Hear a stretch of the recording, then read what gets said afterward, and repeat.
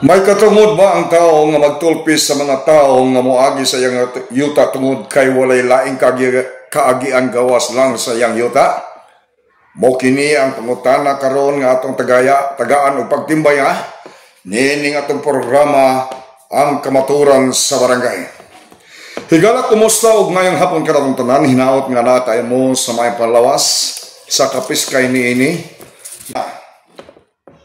Og maayo gayud kini nga pangutana aron matagaw nato kini pagtagan. Una, sa prinsipyo sa Philippine law or property rights, the Philippine law on property rights, ang tag-iya sa yuta adunay katungod nga gamiton, buslutan og i-enjoy ang iyang yuta.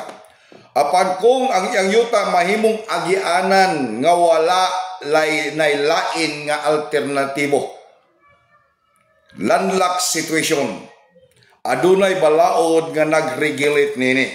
Sumala sa article sa Civil Code of the Philippines, Article 649, nagingon, kung ang usa ka yuta walay paagi paingon o walay paagi paingon sa kalsada, ilog or tubig o papublikong lugar, gawas kung moagi sa yuta sa silingan, ang tagian niini adunay legal easement of right of way.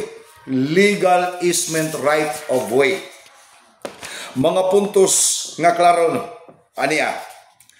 Ang tag-iya sa yuta nga walay agianan pwede mangayo og right of way gikan sa silingan. Halimbawa, dunak ko silingan. Unya, moagi jud ko sa iyang yuta, pwede ko mangayo og right of way. Dili ko pwede tulpihan. Pwede ko mangayo right of way sa akong silingan. Ang silingan nga tag-iya sa yuta, matod pa, nga maagian, dili pwede mo sa likway. Dili ka pwede mo palibad anido. Di ka pwede mo sa likway kung maurag yun ang praktikal nga agianan. Nakita nimo na imong yagian diha, nakita imong silingan din ha. Ngawagi ka lagi, laing kagian, ang imo ra yung yuta, di yung ka pwede magsalikway sa iyang hangyo. Sumala sa 649 nga article sa Civil Code of the Philippines. Ikatulo, apan ang tagiya sa yuta nga maagian adunay katungod sa pagpabayad. Ang ngalan ini sa English is just compensation. Pero dili siya toll fee. Just compensation. Bayaran sa makausa og lifetime na ang pag-agi niini. Mo ni gitawag just compensation. So ang konklusyon nako mo ni, ang tagiya sa yuta dili baka pangayo og toll fee matag agi sa easement. Apan siya adunay katungod nga babayaran og just compensation sa paggamit sa iyang yuta isip agianan nila nga permanente.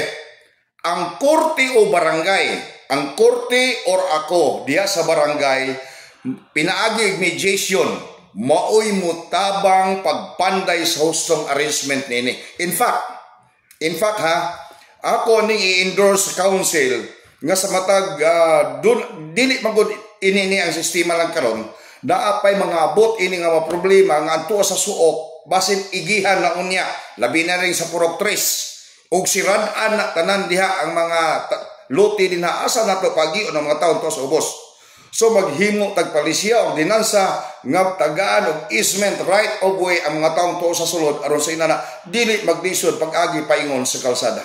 Mo kini ang ato ang bagatunan karon. Salamat sa inyong pagpaminaw. Hinaot ug tagan natay kinakatunan sa social nga pamaagi aron sa inana duna tay peace and order sa atong pagpuyo. Dili ta masamok sa mga tao nga gamit sa atong yuta pinaagi lang sa pag-agi niini. Dili ta manghikaw sa mga katawhan kay kining atong pagkadalo usahay mo ni hinungdan nga mahinanali ta sa pagkamatay tungod kay mga tao masuko man nato sa atong pagkaigihan.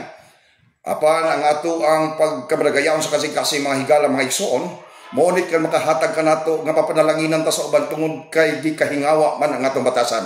Daghang sa inyong pagpaminaw ug dalaygon ang Dios ug palihog ayo kalimot pag-subscribe, follow and share sa ato nga video karon. Daghang salamat, ang Dios magpanalangin.